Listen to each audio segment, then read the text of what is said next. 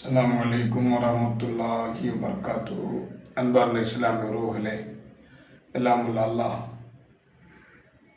நம் அமல்கள் அனைத்தையும் கபூல் செய்வானாக, பாவங்களை மன்னிப்பானாக. நாம் கேட்கும் துஆக்களை கபூல் செய்து நம் தேவைகள் அனைத்தையும் முழுமையாக நிறைவேற்றி தந்தல்வானாக. அன்பானவர்களே, ரமலானுடைய மாதம் மிக மிக நெருக்கமாய் கொண்டே வருகிறது. ரம்லானுடைய மாதத்தை எப்போது நாம் அடைவோம் என்கிற ஒரு ஆவல்.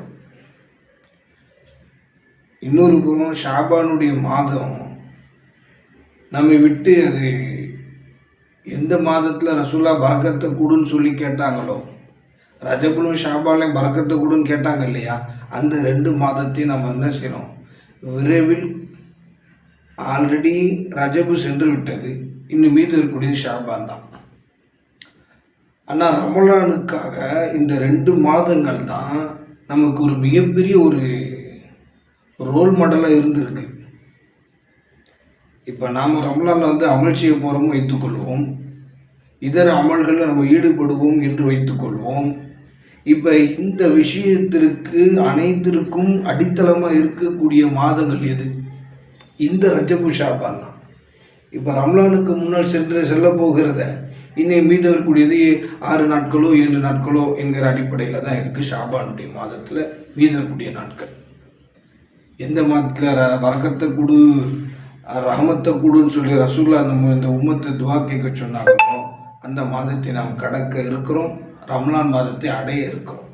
ஆகையினால ரமலானுக்காக முன்கூட்டி நம்முடைய தயாரிப்புகள் என்ன? மற்ற நாட்களில் போலவே ரம்லான் மாதத்தில் நம்ம இருந்து விடுவோம் என்கிற எண்ணத்தை முதல்ல தூக்கி எறியுங்க. ரம்லான் மாதத்தில் நீங்கள் இப்போ இருக்கிற மாதிரியே இருந்தீங்க அப்படின்னு சொன்னால் அது நமக்கு எந்த வகையிலும் அது பெனிஃபிட் கிடையாது. அது எந்த வகையில் மன்ஃபாத் இல்லை, புரோஜனம் இல்லை, குச்பே நைஸ்மே पहले हाथ में रखो. रमज़ान का महीना में हमें बहुत बहुत अमल करना, इस्तिग़फ़ार करना, कुरान पढ़ना और सदका भी ज़्यादा देना और इस्तिग़फ़ार भी ज़्यादा करना, ये भी बहुत बहुत इम्पॉर्टेंट है. हमें इस पर अमल करने का अल्लाह सबको भी तौफीक देना. இதன் அடிப்படையில் வாழ்வதற்கு அந்த அல்லாஹ் என்ன செய்யணும், அருள் புரியணும், கிருபை செய்யணும். ரமலானுக்காக வேண்டி இப்போதே நாம் தயாராகி விடுவோம். அதற்கு அந்த அல்லாஹ் அருள் புரிவானாக, கிருபை செய்வானாக.